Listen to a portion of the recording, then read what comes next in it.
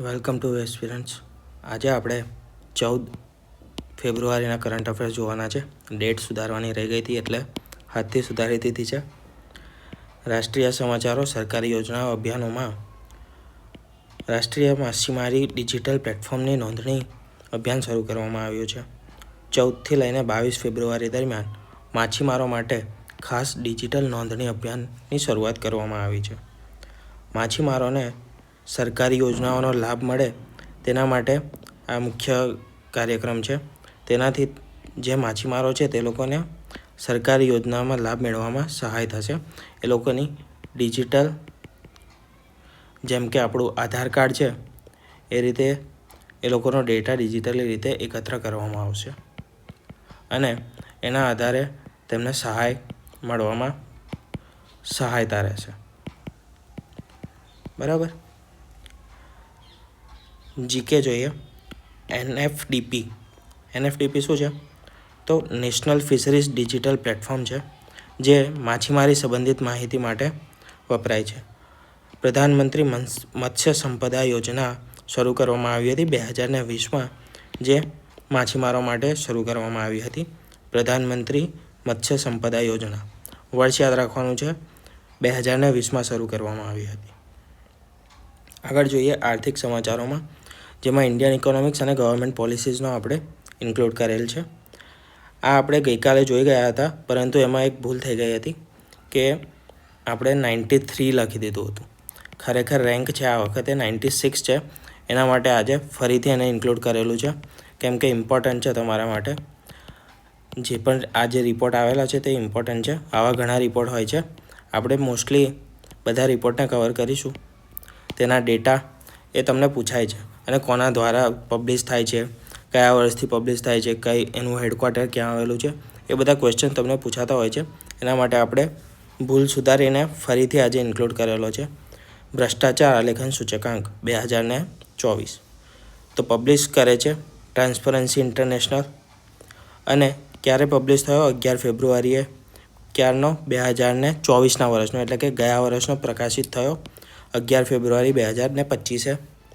કુલ દેશો છે 180 દેશોનો રેન્ક આપવામાં આવે છે.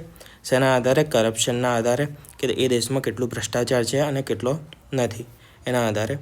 0 એટલે કે અતિભ્રષ્ટ છે, જેનો સ્કોર 0 છે તે અતિભ્રષ્ટ છે. અને 100 છે એટલે કે 100ની નજીક છે, તેમ તેમ ઓછો થતો જાય છે. 0 એટલે કે અતિભ્રષ્ટ અને 100 એટલે કે સૌથી ઓછો ભ્રષ્ટ. બરાબર. આ રીતે સ્કોરિંગ આપવામાં આવે છે તેને. ડેનમાર્ક છે, ફિનલેન્ડ છે, સિંગાપોર, આ એવા દેશો છે જે સૌથી ઓછા ભ્રષ્ટ દેશો તરીકે આ રિપોર્ટમાં ટોચ પર રહ્યા છે. દક્ષિણ સુદાન 8 પોઈન્ટ સાથે સૌથી નીચા ક્રમે છે, જે અગાઉના વર્ષોમાં સોમાલિયા હતું. સોમાલિયાનું સ્થાન અત્યારે દક્ષિણ સુદાને લઈ લીધું છે. આગળ જોઈએ. ભારત 38 પોઈન્ટ સાથે 96મા ક્રમે છે. કયા ક્રમે છે? 96મા ક્રમે. ગઈકાલે ભૂલથી કહી દીધું હતું 93, પરંતુ ખરેખર કયો છે? 96 રેન્ક છે. અને સ્કોર કેટલો છે? 38 સ્કોર છે. 2024 શેનો? CPI corruption perception index. કોના દ્વારા? તો કે ટ્રાન્સપરન્સી ઇન્ટરનેશનલ દ્વારા. બરાબર. આટલા તમારે મુખ્ય ડેટા યાદ રાખવાના છે. 2023ની તુલનામાં 3 ક્રમ નીચે ખસી ગયો છે. 2023માં હતો 93, અત્યારે થઈ ગયો છે 96. ભારતના પડોશી દેશોની વાત કરીએ તો પાકિસ્તાન 135 છે, શ્રીલંકા 121 છે, બાંગ્લાદેશ 149 છે. અને આ તમામ કરતાં ભારતનું પ્રદર્શન સારું રહ્યું છે. પણ ખરેખર જોવા જઈએ તો ભારતમાં સ્થિતિ કથળી છે, એટલે કે સ્થિતિ બગડી છે. કેમ? તો કે 93 હતા, જે નીચે ખસીને 96 પહોંચી ગયા છે. એટલે કે ભ્રષ્ટાચારમાં વધારો થયો છે. CPI 2024 દર્શાવે છે કે વિશ્વભરમાં ભ્રષ્ટાચાર વિરોધી પ્રયાસોમાં પણ મંદી આવી છે અને કેટલાક દેશોમાં સરકારી કટોકટીની સ્થિતિમાં પણ ભ્રષ્ટાચાર વધી રહ્યો છે. જેમ કે આપણા આસપાસના જે પણ પડોશી દેશો છે, ત્યાં હમણાં થોડાક સમય પહેલાં શ્રીલંકામાં રાજકીય કટોકટી ચાલતી હતી. મ્યાનમારમાં ઘણા સમયથી ચાલતી છે, 2 થી 3 વર્ષથી ચાલતી છે કટોકટી. હાલમાં બાંગ્લાદેશમાં પણ આ જ સ્થિતિ છે, બરાબર. પાકિસ્તાનમાં પણ આવા બીજા ઘણા દેશો છે જ્યાં રાજકીય કટોકટી, ફાઇનાન્શિયલ કટોકટી એટલે કે આર્થિક કટોકટી, તેના કારણે ભ્રષ્ટાચારમાં વધારો થઈ રહ્યો છે. અને જે પણ ભ્રષ્ટાચાર વિરોધી પ્રયાસો કરવામાં આવતા હતા દેશો દ્વારા, તેમાં પણ મંદી આવી છે, એટલે કે તેમાં ઘટાડો થયો છે. હવે સ્ટેટિક પાર્ટ જોઈએ. આ બધું મોસ્ટલી સેમ જ છે આખું, જે આપણે કાલે જોઈ ગયા હતા. ખાલી રેન્કમાં આપણે ભૂલ થઈ ગઈ હતી, એના માટે એને ચેન્જ કર્યો છે. ટ્રાન્સપરન્સી ઇન્ટરનેશનલની સ્થાપના થઈ હતી 1993માં. તે ભ્રષ્ટાચારના મુદ્દાઓ પર ધ્યાન કેન્દ્રિત કરનાર વૈશ્વિક સંસ્થા છે અને તેનું મુખ્યાલય આવેલું છે બર્લિન, જર્મનીમાં આવેલું છે. ક્યાં આવેલું છે? બર્લિન, જર્મનીમાં. કરપ્શન પરસેપ્શન ઇન્ડેક્સ એટલે કે CPI, ટ્રાન્સપરન્સી ઇન્ટરનેશનલની સ્થાપના થઈ 93માં, પરંતુ કરપ્શન પરસેપ્શન ઇન્ડેક્સની શરૂઆત થઈ 1995થી. અને આ દર વર્ષે જાહેર થતો રિપોર્ટ છે, એટલે કે વાર્ષિક રિપોર્ટ છે. સૌથી ઓછા ભ્રષ્ટ દેશોમાં ડેનમાર્ક, ફિનલેન્ડ, ન્યૂઝીલેન્ડ, સિંગાપોર એ બધા છે. સૌથી વધુ ભ્રષ્ટ દેશોમાં છે સોમાલિયા, દક્ષિણ સુદાન અને સિરિયા. ભારતમાં ભ્રષ્ટાચાર વિરોધી કાયદા જોઈએ તો ભ્રષ્ટાચાર નિવારણ માટે અધિનિયમ આવ્યો હતો 1988માં સૌપ્રથમ, અને લોકપાલ લોકાયુક્ત અધિનિયમ 2013માં ઘડવામાં આવ્યો હતો. આપણે ફરી એકવાર રિવિઝન કરી લઈએ તો 2024નો CPI જાહેર થઈ ગયો છે. ભારતનો ક્રમ છે 96મો, સ્કોર છે 38 એટલે કે 38નો સ્કોર છે. જાહેર કરે છે ટ્રાન્સપરન્સી ઇન્ટરનેશનલની સ્થાપના થઈ હતી 1993માં.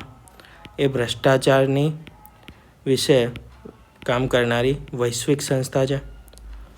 તેના દ્વારા રિપોર્ટ બહાર પાડવામાં આવે છે CPIનો. તેની શરૂઆત થઈ હતી 1995માં. આટલા મુદ્દા તમારે ખાસ યાદ રાખવાના છે. આગળ વાત કરીએ. નવું આવકવેરા બિલ 2025 જાહેર કરવામાં આવ્યું છે, એટલે કે સંસદમાં રજૂ કરવામાં આવ્યું છે. એના મુદ્દાઓ વિશે વાત કરીએ. 14 ફેબ્રુઆરી 2025ના રોજ ભારત સરકારે નવું આવકવેરા બિલ 2025 રજૂ કર્યું. 1 એપ્રિલને 2026થી તેનો અમલ કરવામાં આવશે. કરદાતાઓ માટે વધુ સુગમ, સ્પષ્ટ વ્યવસ્થા લાવવા પર ધ્યાન કેન્દ્રિત કરવામાં આવશે, અને જે વર્તમાન કર દરો છે તેમાં કોઈ પણ ફેરફાર થાય નહીં. આ કયું છે? જે 12 લાખવાળું આવ્યું હતું, બરાબર, ટેક્સ સ્લેબ હતો, એ ચેન્જ કર્યો. એ પણ તમારે યાદ રાખવાનું છે આ વખતે. શેમાં? બજેટમાં. એ સૌથી ઇમ્પોર્ટન્ટ હશે બજેટ માટે, પૂછાઈ શકે છે. બજેટના બીજા પણ પોઈન્ટ જોવાના રહેશે, પરંતુ આ જે ટેક્સ સ્લેબ છે એ મહત્ત્વનો રહેશે. આ હજી આના આગળ આવશે. આ હજી રજૂ થયું છે, તેના મહત્ત્વના મુદ્દાઓ આગળ આવશે. જ્યારે આવશે ત્યારે આપણે કરંટ અફેર્સમાં એને ઇન્ક્લુડ કરીશું. ભારતનો પ્રથમ આવકવેરા કાયદો જે હતો તે 1960માં લોર્ડ કેનિંગ દ્વારા રજૂ કરવામાં આવ્યો હતો. અંગ્રેજોના સમયમાં રજૂ થયો હતો. 1860માં લોર્ડ કેનિંગ દ્વારા રજૂ થયો હતો સૌ પ્રથમ આવકવેરા કાયદો, બરાબર. પ્રથમ બજેટ કોણે રજૂ કર્યું હતું? તો જેમ્સ વિલ્સને રજૂ કર્યું હતું. એ પણ 1960માં જ રજૂ કર્યું હતું જેમ્સ વિલ્સને. કાયદો લાવનાર હતા લોર્ડ કેનિંગ અને બજેટ રજૂ કરનારા હતા જેમ્સ વિલ્સન.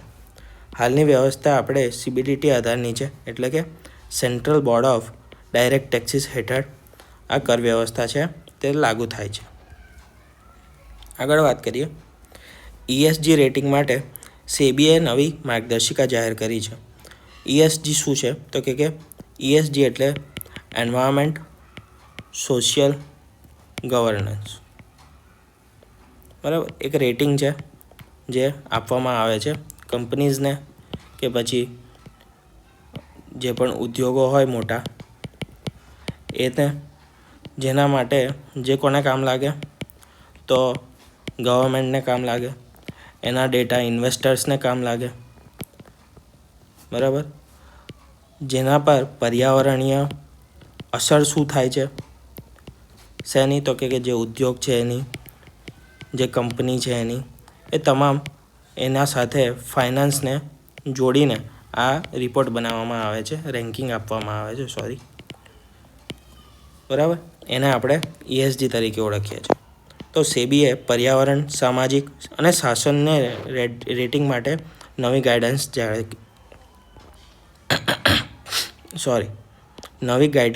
જાહેર કરી છે. ESG રેટિંગમાં વધુ પારદર્શિતા તથા જવાબદારી લાવવા માટે કડક નિયમોને લાગુ કર્યા છે. રોકાણકારો વધુ વિશ્વસનીય અને માહિતી મેળવવું સરળ બનશે. ઇન્વેસ્ટર્સને આ રિપોર્ટ સૌથી વધારે કામ લાગે કે એમને ઇન્વેસ્ટ કરવું કે નહીં. આમાં ગવર્મેન્ટ પોલિસીસના કેટલા કન્સિક્વન્સીસ નડી શકશે, તેમને કેટલા ઇસ્યુ આવી શકશે. જો પર્યાવરણને તથા સામાજિક રીતે વધુ નુકસાનકારક હોય તો ગવર્મેન્ટ એના પર અમુક નિયંત્રણ લાદી શકે છે. તો આ બધાના આધારે ઇન્વેસ્ટર્સને પૈસા નાખવા કે ના નાખવા એ બધાનું ડિસિઝન મેકિંગ થશે આ ESGના રિપોર્ટ પરથી, બરાબર. હવે આમાં બહુ વધારે ડિટેલમાં જોવાની જરૂર નથી. તમને ESG ખબર હોવી જોઈએ, એનું રેગ્યુલેશન્સ કોણ કરે છે તે ખબર હોવી જોઈએ, તો સેબી કરે છે. અને તેની હાલમાં જે ગાઈડલાઇન્સ આવી છે, આવી છે એના વિશે થોડી જાણ હોવી જોઈએ. ગાઈડલાઇન્સ તમને નહીં પૂછાય અંદર ડિટેલમાં, પણ કોના માટે જરૂરી છે એ પૂછી શકે છે. અને ESG કોન્સેપ્ટ પૂછી શકે છે કે ESG છે શું.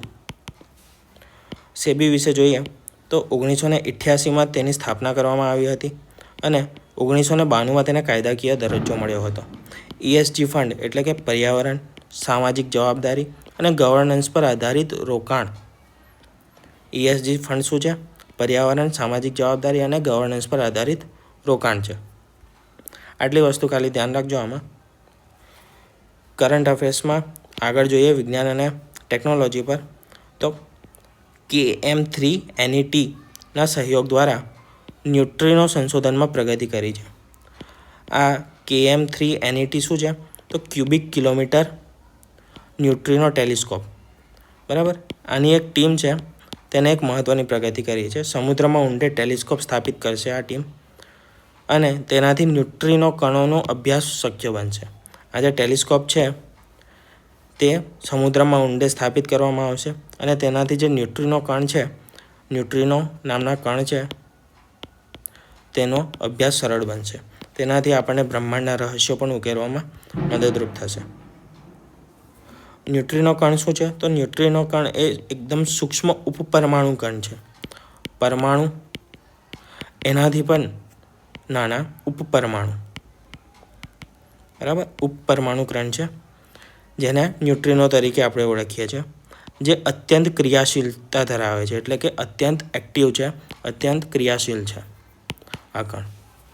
CERN એ શું છે? તો એ એક યુરોપિયન ઓર્ગેનાઇઝેશન છે, European organisation for nuclear research, જેની સ્થાપના 1954માં કરવામાં આવી હતી અને પ્રખ્યાત LHC એટલે કે લાર્જ હાર્ડોન કોલોઇડલ પ્રોજેક્ટ છે. એ કોના અંતર્ગતનો છે? CERN અંતર્ગતનો છે. આ પ્રોજેક્ટ પ્રખ્યાત છે કોનો? CERNનો, યુરોપિયન ઓર્ગેનાઇઝેશન ફોર ન્યુક્લિયર રિસર્ચનો. સ્થાપના વર્ષ યાદ રાખજો 1954. બહુ વધારે આમાં ડિટેલમાં નહીં જાય. ITER પ્રોજેક્ટમાં ભારતની ભાગીદારી. પ્રધાનમંત્રી મોદી દ્વારા ફ્રાન્સના રાષ્ટ્રપતિ મેક્રોન, ફ્રાન્સના રાષ્ટ્રપતિનું નામ યાદ રાખવાનું છે, શું છે? મેક્રોન. તેમની સાથેની મુલાકાતમાં ITER સુવિધાની મુલાકાત લીધી હતી. ITER શું છે?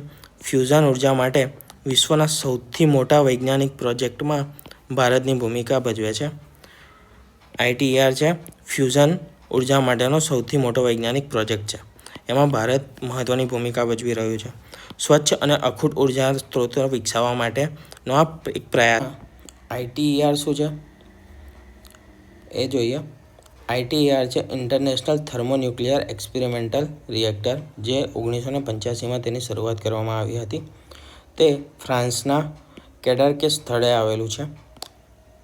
કેડાર્કે, બરાબર. કેડાર્ક ફ્રાન્સમાં આવેલું છે. ફ્યુઝન એનર્જી એ સૂર્યમાં જે રીતે એક ન્યુક્લિયર પ્રક્રિયા થાય છે તેને આપણે અને ઉર્જા છૂટી પડે છે તેને ફ્યુઝન એનર્જી કહેવામાં આવે છે. જે લોકો સાયન્સના હશે તે લોકો કોન્સેપ્ટ બન્યા હશે. સાયન્સમાં નહીં પણ હોય તો પણ 10મામાં કદાચ આવતું હતું, 10થમાં. ફિઝન અને ફ્યુઝન. હાલમાં આનો ગુજરાતી વર્ડ પણ છે, એક સારો જ છે, યાદ નથી. પણ ફિઝન એટલે તમે વિભાજન સમજો અને ફ્યુઝન એટલે જોડાવું, સંલયન આવશે કદાચ, જોડાવું. બરાબર. જ્યારે એક પરમાણુને બીજા પર મારવામાં આવે અને એ પરમાણુ જોડાઈ જાય, બે સાથે થઈ જાય, ત્યારે ઉર્જા જે છૂટી પડે તેને આપણે કહીશું ફ્યુઝન, એટલે કે સંલયન ઉર્જા. અને જ્યારે આ પરમાણુને બીજા પરમાણુ પર મારતા એ તૂટી જાય, બેમાં સ્પ્લિટ થઈ જાય, તૂટી જાય, તો એને કહીશું આપણે ફિઝન ઉર્જા, એટલે કે વિભાજન ઉર્જા. બરાબર. હવે આ જે ફ્યુઝન ઉર્જા છે, સંલયનની પ્રક્રિયા ક્યાં થાય છે? સૂર્યમાં થાય છે અને આપણને નિરંતર પ્રકાશ અને ઉર્જા મળતી રહે છે. તો આનો જ એક્સપેરિમેન્ટ પ્રોજેક્ટ આપણે ફ્રાન્સમાં કરી રહ્યા છે, જેમાં ભારતની ભૂમિકા વધુ છે. બરાબર. આ કરંટ અફેર્સ હતો આઈટીઈઆરનું તમારે ફૂલ ફોર્મ યાદ રાખવાનું છે. શું છે? International thermonuclear experimental reactor. શરૂઆત ક્યારે કરવામાં આવી હતી એ, અને કયા સ્થળે આવેલું છે એ યાદ રાખજો.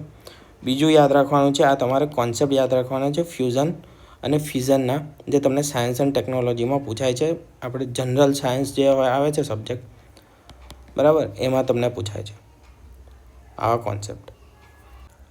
ફ્રાન્સમાં એઆઈ સમિટનું આયોજન કરવામાં આવ્યું. પ્રધાનમંત્રી મોદીએ એઆઈ સમિટ દરમિયાન ફ્રાન્સના રાષ્ટ્રપતિ મેક્રોન અને યુએસના ઉપરાષ્ટ્રપતિ સાથે મુલાકાત કરી. તેમાં સાંસ્કૃતિક વારસાને પ્રતિબિંબિત કરતું એક ભેટ આપવામાં આવ્યું પ્રધાનમંત્રી મોદી દ્વારા. AI action summit. તો એઆઈના નીતિગત મુદ્દાઓ પર આંતરરાષ્ટ્રીય ચર્ચા કરવા માટે આ એઆઈ એક્શન સમિટનું આયોજન કરવામાં આવ્યું હતું. ભારત ફ્રાન્સના સંબંધો 1947થી રાજકીય અને સાંસ્કૃતિક સંબંધો ચાલતા આવ્યા છે. આગળ જોઈએ, કાશી તમિલ સંગમ 2025માં આયોજન કરવામાં આવ્યું તેનું ત્રીજા કાશી તમિલ સંગમનું. કાશી અને તમિલનાડુ વચ્ચે સાંસ્કૃતિક સંબંધોને મજબૂત કરવા માટે આ કાર્યક્રમનું આયોજન કરવામાં આવે છે. 15 ફેબ્રુઆરી 2025થી ચેન્નાઈથી એક વિશેષ ટ્રેન શરૂ થશે. ઋષિ અગસ્ત્યના યોગદાનના જીવનને ઉજવવા માટે આ સંગમનું આયોજન કરવામાં આવે છે. સંગમ નામ એટલે આપવામાં આવ્યું છે કે પહેલાં સંગમ યોજાતા હતા ક્યાં? દક્ષિણ ભારતમાં. સંગમ સાહિત્ય તમે ભણ્યા હશો, બરાબર. એથી કાશી તમિલ સંગમ, અને આ એનું ત્રીજું સંસ્કરણ હતું. તેની શરૂઆત ક્યારે થઈ એ આપણે જીકેમાં જોઈએ. પ્રથમ કાશી તમિલ સંગમ એ 2022માં યોજાયો હતો. શરૂઆત 2022માં થઈ હતી. વારાણસી કાશી એ હિન્દુ ધર્મનું એક પવિત્ર સ્થળ છે, જે યુપીમાં આવેલું છે, એટલે કે ઉત્તર પ્રદેશમાં આવેલું છે, હિન્દુ ધર્મનું પવિત્ર સ્થળ. અને તમિલ સંસ્કૃતિમાં સંગમ સાહિત્ય અને દ્રવિડ પરંપરા મુખ્ય છે. તો આ હતા આપણા 14 ફેબ્રુઆરીના કરંટ અફેર્સ. કાલે આપણે 15 ફેબ્રુઆરી થશે. આજે 15 ફેબ્રુઆરી અને કાલે 16 ફેબ્રુઆરીના કરંટ અફેર્સ આપણે સાથે જોઈશું સોમવારે, મંડેના દિવસે.